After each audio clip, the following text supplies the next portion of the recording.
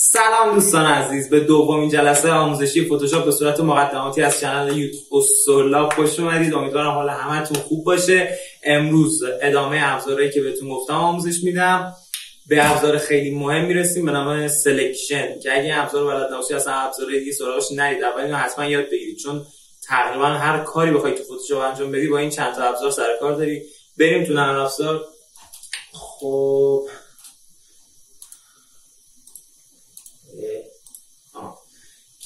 اولین ابزاری که میخوام بهتون بگم کویک سلکشن توله.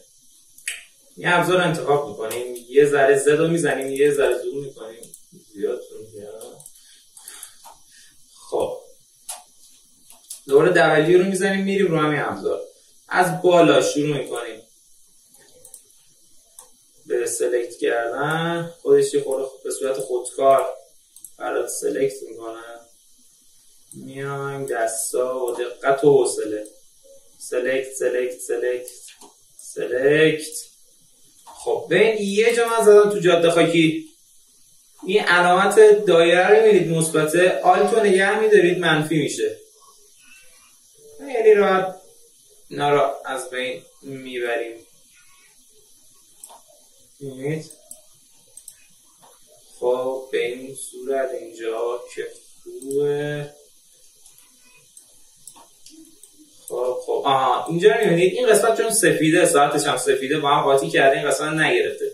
اگه دقت نکنید خب یه بند خالی رو دستشه دیگه، ساعتش مثلا نمیفته دیگه. خب تا اینجا که خوب بوده. موهاش این قسمت ها رو می‌بینید سلکت نشده، اینو یه ترفند بهتون میگم که با اون ترفند میشه اینجا هم سلکت. حالا آخر ویدیو اگه وقت کردم 20 دقیقه نشد اینجا هم میام دوباره با همون طرفم سلکت میکنم، میمونه. نکنید این قسمت ها رو نمیخوام دیگه، نباید این قسمت سلکت. اگه من بخوام این خانم رو ببرم یه بک‌گراند دیگه که اون بک‌گراند تیره باشه، اصلا رنگش با این فرق داشته باشه، معلوم میشه دیگه یه جا دیگه آوردم، چون این قسمت پس زمینه داره. به قولی اول اینجا هم سلکت میکنم، به قولی اینم جزشه. خب میمونه این قسمت ها. ابزار رو با این دکمه کوچیک میکنیم، آلت رو نگه میداریم، میکشیم. اینجا چون هم لباسش هم بک‌گراند این خورده هم رنگن، این خورده کار سخت میشه. شما دیگه حوصله به خرج بدید، درست حسابی سلکت کنید دیگه. خب اینجاش هم هست، ببینید اینجاش هم میتونید سلکت کنید. بله یه باید حواستون به همه جای تصویر باشه دیگه. خب حالا من چون خیلی نمیخوام روی این مانور کنم، نمیخوام خیلی همه جاشو چک کنم، ولی شما حتما چک کنید. خب اینجاش هم که دوباره کم شده.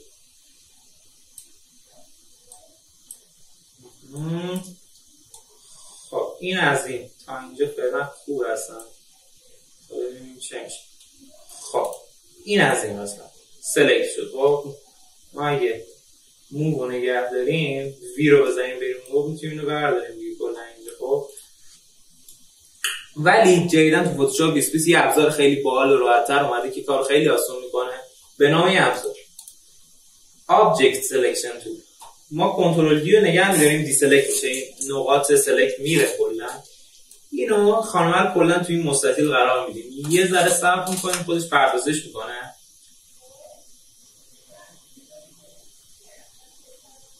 ببینید خودش خودکار سلکت کرد، ولی حالا سلکت بعضی وقتا اونجوری که ما می‌خوایم نمیشه، چون گفتم اینجاش خود با بک‌گراند قاطی میکنه، اینجوری میشه. خب این از این قسمت. حالا باز میتونیم بیایم اون ریزه‌کاری انجام بدیم تا یه سلکت خوب در بیاد دیگه. خب من اون فایل‌ها رو اوپن نکردم، الان سریع براتون اوپن میکنم.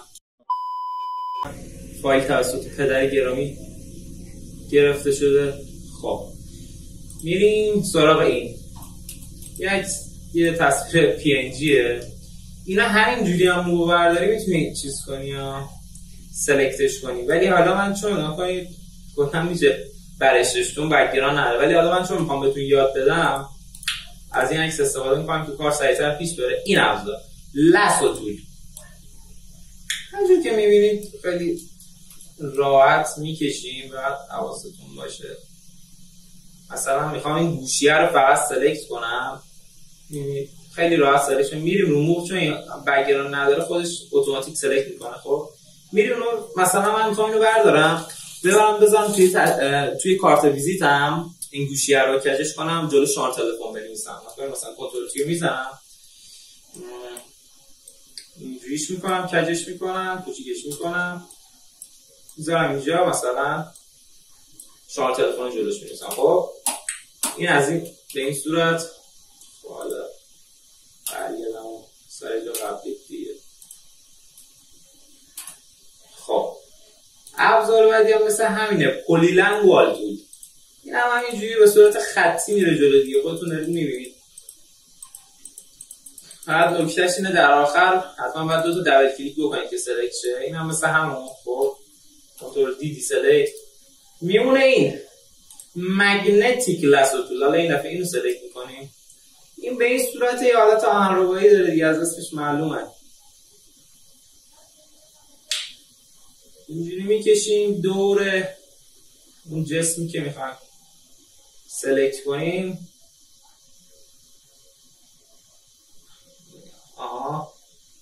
سر پیچ که میرسیم رو سرعت رو کم میکنیم، مربع بیاد یه دیگه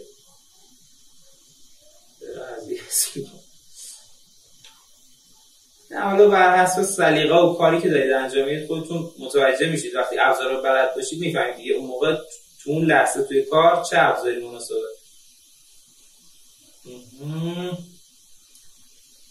یه ذره داره اذیت هم میکنه.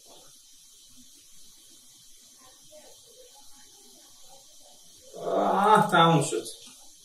میبینید به اینجاش یه ذره بد گرفتم. خب این از این مگنتیک دور اون خودش به صورت خودکار دور اون شی، دور اون جسم، دور هر چی که میخواید سلکت کنید یه خورده حالت خودکار داره، میچسبه، سلکت میکنه. بعد خب میرسیم به ماجیک وند تول. ماجیک وند تول یه حالت یاد این فامیلی‌ها مثل کریم‌وند و اینجوری افتادن.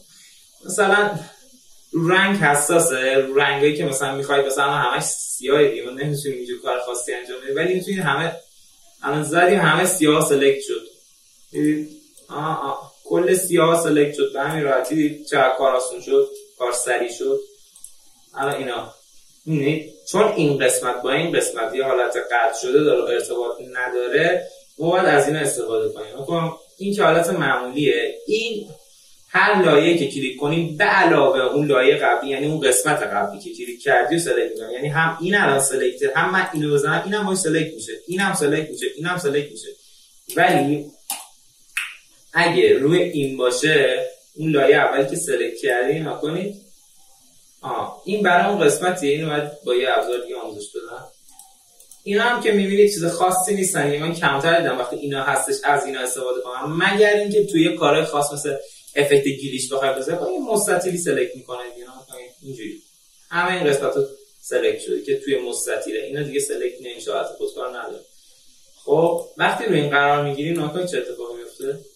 اون قسمت سلکت جدید سلکت قبلی رو کم میکنه. یا حالت خودتون دارید میبینید دیگه، بیشتر توضیح نمیدم. خب ولی اگه اصلا اینقدر سلکت باشه اینو بزنید این حالت اشتراک ازش میگیره، یعنی یه جوریه که یعنی الان قسمت وسط سلکت میشه فقط. دیدید این هم اینجوری که حالا فعلا رو همین بذارید. میریم عکس بعدی، عکس اصلیمون. خب میبینید الان این عکس رو من بخوام با این کویک سلکشن سلکت کنم خیلی کار برام سخته. من مثلا میتونم همینجوری سلکت کنم، ولی بخوام آلتو نگه دارم این گوشه‌ها رو این قسمت‌ها رو سلکت کنم که پس زمینش گونه باشه واقعا مشکله. الان من نمیتونم مثلا هی آلتو نگه دارم بیام اینجا رو چیز کنم، خیلی سخت میشه. خود فتوشاپ هم نمیتونه به صورت خودکار پردازش کنه تو این قسمت، توی ابزارا. قبلا حالا بهتون میگم ما در اینجا از این ابزار فوق العاده اصلا انقلابیه در صنعت فتوشاپ سلکت اماس. بذارید من بیارم حالت کامل دی سلکت کنم، با همین آبجکت سلکشن تول بکشم، الان خودش به صورت خودکار دور این شاخص، گل، درخت، هر چی هست رو سلکت میکنه. خب کنید بازم توش رو سلکت نکرده با اینکه این ابزار یه حالت خودکار پیش‌فرض داره. ما میایم این سلکشن ماسک استفاده می‌کنیم. مثلا واقعا این یه نعمته برای کسی که فتوشاپ کار کنه. قبلا که نبود، کسی که می‌خواستن فتوشاپ کار کنن میرفتن بعد کانال رنگی درست می‌کردن، اون رنگ خاص رو بهش قدرت می‌دادن که می‌خواستن سلکت کنن. مثلا اینجا زرد و سبز کدر و ضعیف، بعد بهش قدرت می‌دادن پر رنگ میشه، کانال رنگی درست می‌کردن، اون رنگ خاص رو فقط سلکت می‌کردن، پدرشون در میومد. ولی الان ما با این ابزار سلکشن ماست یا ادج دیتیکیشن می‌تونیم خیلی راحت سلکت کنیم. اول من اینا رو نمیگم، این قسمت رو ویوشو بهتون میگم، میگه چی رو نمایش بدم. این قسمت اصلی این روی بک‌گراند رو حذف کردم، اون قسمتی که فقط سلکت کردیم هست، روی لایه قرمز، روی بلک، روی سفید، بلک اند وایت، روی یه لایه. خب حالا برای فرقی نداره دیگه، برای ما روی این الان مثلا خب سلکت هر جور راحتی دیگه. این از ادج دیتیکیشن میاد به ما لبه ها رو نشون میده، لبه ها رو برامون مشخص میکنه. این ابزار ریدیوس. ما اینجا میایم این ابزار ریفاین براش استفاده میکنیم، یعنی اسمش هم ریفاین اج براش. تو این میاد لبه های کار رو برای ما خیلی دقیق و خودکار به صورت اتوماتیک پیدا میکنه. اول یعنی براش خود بزرگ کنید با این ابزار که بهتون گفتم، با این کلیک یعنی با هر کلیک خودش میاد لبه های کار رو پیدا میکنه. درسته لبه ها رو همه خود بعد پیدا میکنه، ولی با این تنظیماتی که اینور هست لبه ها رو براتون دوباره به صورت خودتون دستی میتونید تنظیم کنید که لبه ها باشه به چه صورت باشه.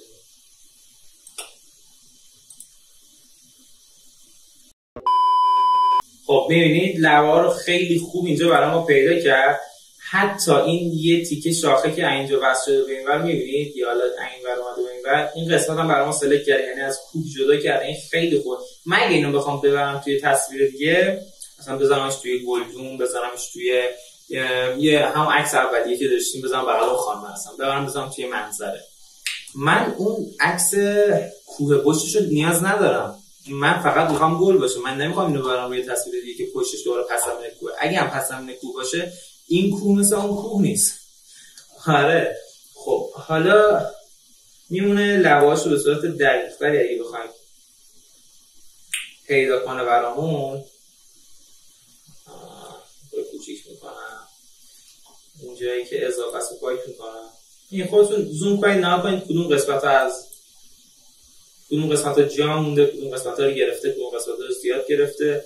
اون تنظیم کنید، بعد برید سراغ تنظیمات پیش‌فرض. من حس می‌کنم با این قسمت یه خورده مشکل داره روی کامپیوترش.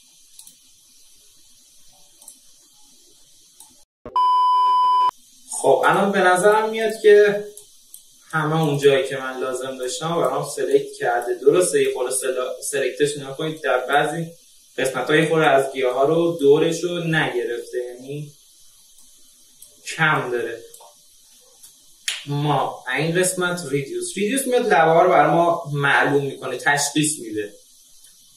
یه خورده با اینو کار کنید، قسمت نسبت به هر عکسی که دارید میبینید لبه ها یه ذره داره بیشتر تشخیص داده میشه. خب نکنید این قسمت ها الان نبود قبل از که ریدیوس بیشتر کنم، الان خودش گرفته برام. مثلا ریدیوس 4 کافیه. یه اسمارت ریدیوس یه حالت چی شد؟ اسمارت ریدیوس یه حالت پیش‌ورز داره، یعنی به صورت پیش‌ورز خودش ریدیوس رو کنترل میکنه. این حالا نسبت به هر عکسی که هستش بذارید یا بردارید بعد امتحان کنید چجوری میشه. الان من میذارم نه اسمارت ریدیوس رو عکسم چجوریه. خب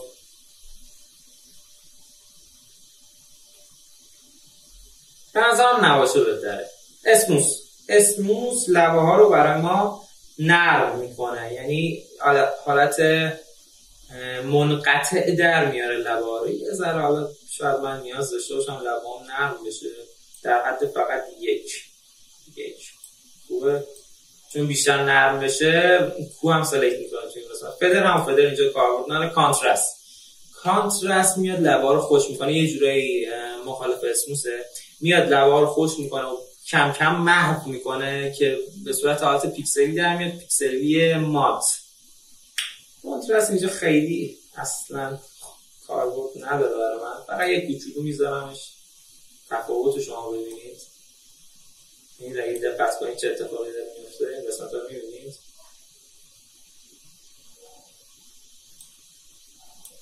بعد زوم کنید، فکر کنم اینجا خیلی برای شما ملموس باشه که در کانترست چه اتفاقی میفته. این دقت کنید مشخصه. ریفایندرش رو برمیدارم و قسمت رو میتونم بعد درست بشه.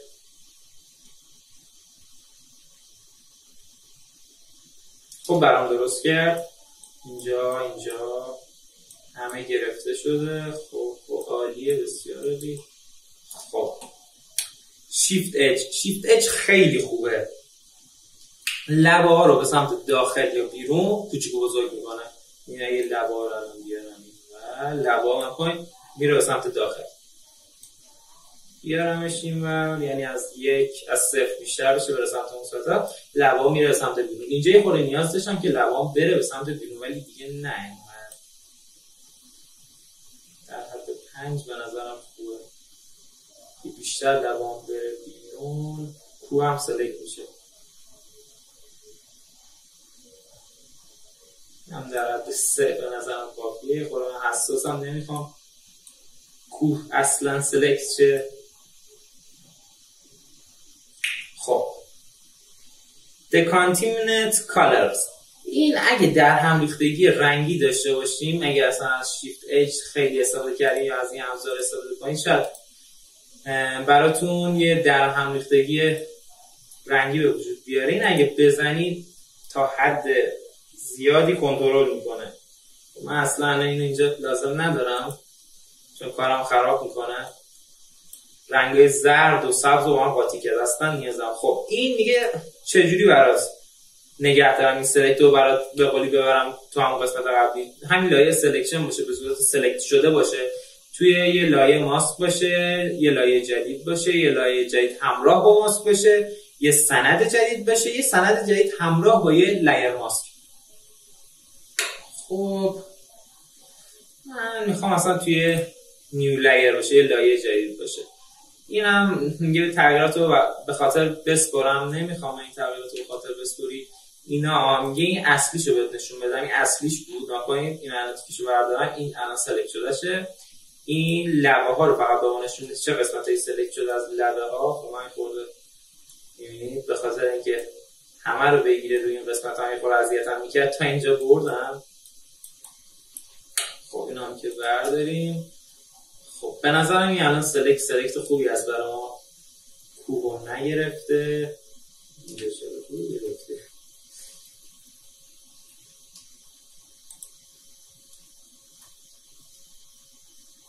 یه همه جای کارتون رو نگاه کنید، جایی از قلم نیفتاده باشه. ببینم اینجا چه خبره.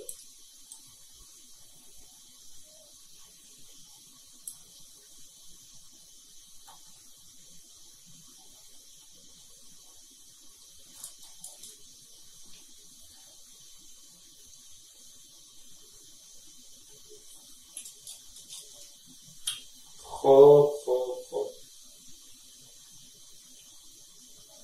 جایی رو نمیبینم که دیگه اضافه داشته باشه یا کم داشته باشه. این دیگه به نظرم وقتشه که اوکی رو بزنیم و بریم نتیجه کارمون رو ببینیم. این از این حالت دربیات خیلی خوب میشه. خب عذرخواهی میکنم برگشتیم.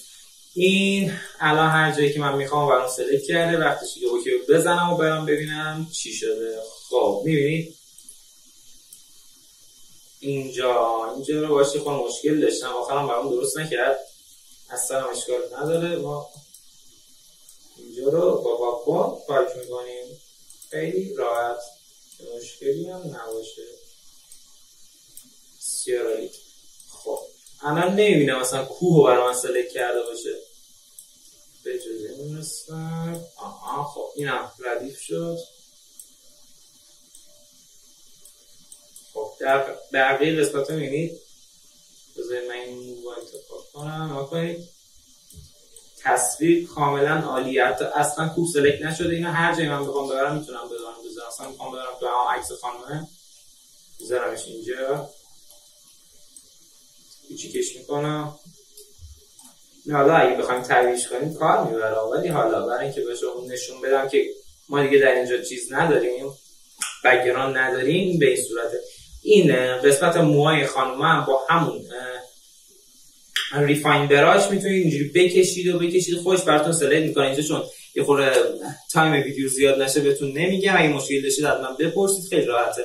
با همون ریفاین براش و شیفت ایج براتون ردیف میکنه. دوستان عزیز، امیدوارم مفید بوده باشه ویدیو امروز. حتما ما رو لایک کنید، سابسکرایبتون نره، زنگوله نوتیفیکیشن هم بزنید که اگه ما ویدیو جدید بذاریم یه اعلام براتون میاد و شما میتونید سریع باخبر بشید و بیاید ببینید. حتما ما رو از نظرات خودتون، انتقادات، پیشنهادات بهره مند بفرمایید. صبح، روز، شب، هر موقعی که دوست هستید بخیر باشه. دوستتون دارم. خداحافظ.